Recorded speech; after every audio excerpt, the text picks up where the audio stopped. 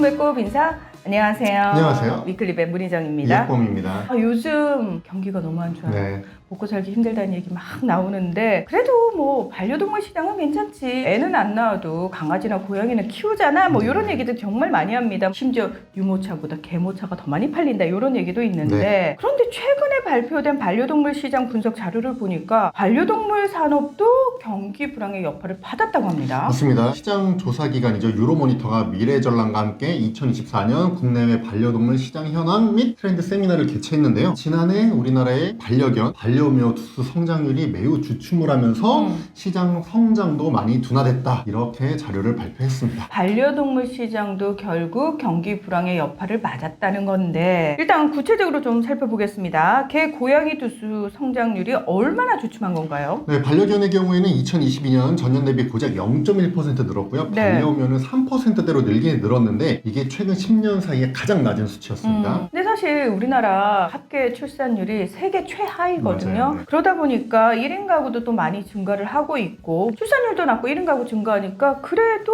반려동물 많이 키우게 되지 않을까라는 얘기를 했었는데 그렇지 않았다는 거잖아요. 맞습니다. 이제 키울 사람은 좀 어느 정도 키우고 있고 1인 가구의 경우에는 경기 불황이 지금 심하다 보니까 혼자 생활하기에도 경제적으로 지금 벅차다. 반려동물을 키울 여유가 없다. 이제 이런 분석이 나오고 있습니다. 네. 그래서 이제 과거부터 출산율 저하, 뭐 미혼 인구 증가, 1인 가구 증가 이런 것들이 반려동물 시장 성장에 유리한 조건이라는 얘기가 있었는데요. 현재 경기가 어려운 상황에서는 반려동물 시장 성장에 큰 도움이 되고 있지 않는 거죠. 한계치를 이제 넘어버렸다 이렇게 이해가 되는데 다음으로 반려동물 시장 중 가장 큰 비중을 차지하는 게 바로 사료 간식 시장인데 네. 일명 펫푸드죠. 네. 펫푸드 시장에 대해서 알아볼 건데 역시 시장 성장이 주춤했다고 합니다. 맞습니다. 이제 국내 펫푸드 시장, 개, 고양이 사료 간식 시장 규모는 2023년 기준으로 1조 9,814억 원이었습니다.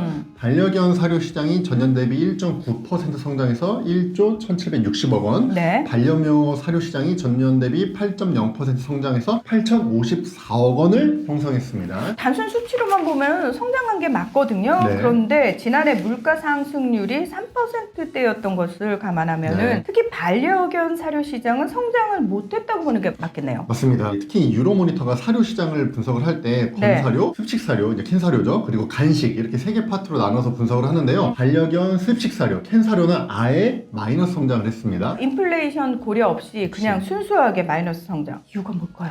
아무래도 이제 캔사료가 건사료보다 좀 비싸잖아요. 근데 이제 경기 불황의 여파가 있다 보니까 캔사료를 선택하지 못하는 경향이 있었던 것 같습니다.